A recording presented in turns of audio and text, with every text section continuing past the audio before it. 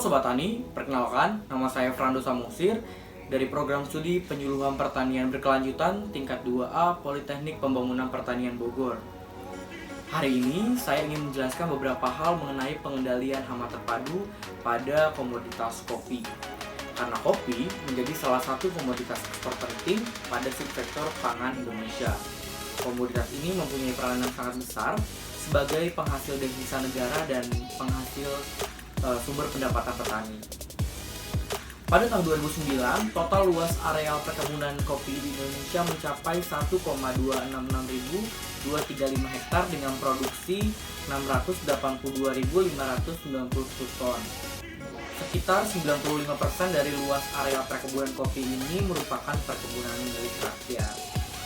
Secara umum, pada perkebunan rakyat, pesatnya peningkatan luas areal tidak diimbangi dengan pesatnya peningkatan produktivitas dan mutu.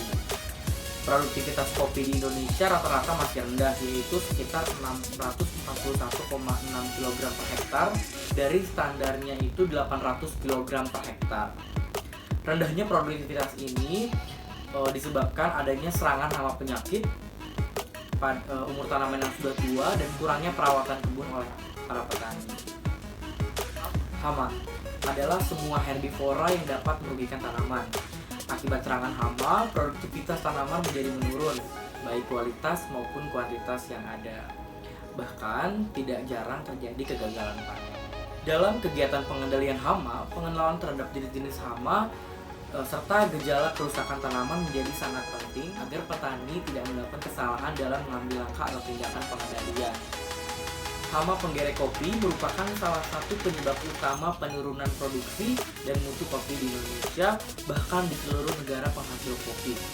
Kerusakan yang ditimbulkan berupa buah menjadi tidak berkembang, berubah warna menjadi kuning kemerahan, dan akhirnya gugur mengakibatkan penurunan jumlah dan mutu hasil. Hama PBKO atau Hypothenemus hampe berkembang dengan metamorfosa sempurna dengan tahapan telur, larva, pupa, dan imago atau serangga dewasa. Pada umumnya, Hypothenemus hampe menyerang buah dengan endosperma yang telah mengeras. Namun, buah yang belum mengeras juga dapat diserang. Buah kopi yang bijinya masih lunak umumnya hanya digeret untuk mendapatkan makanan dan selanjutnya ditinggalkan.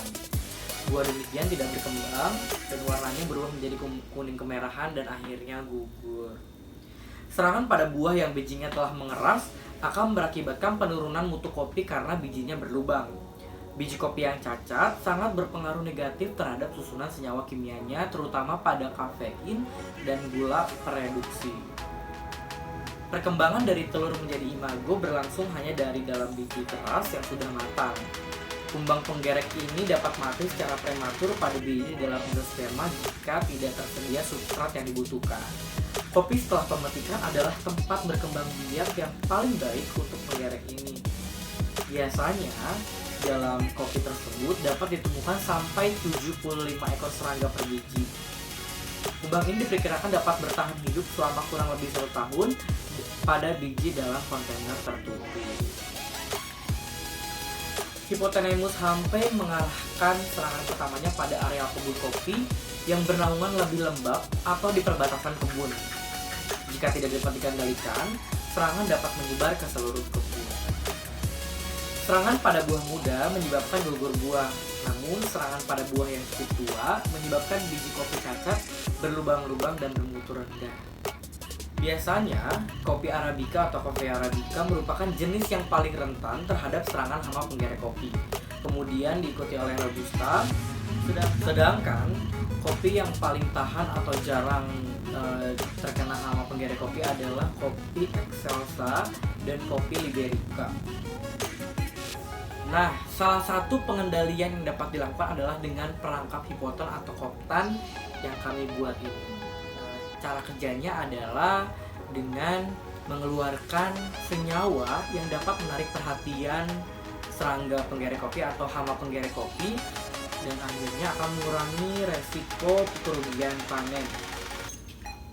Cara pembuatannya sangat mudah dan sangat sederhana dan juga murah, sehingga dengan pengendalian ini diharapkan dapat menjadi solusi para petani untuk mengurangi dampak kerugian pada hama penggerek kopi.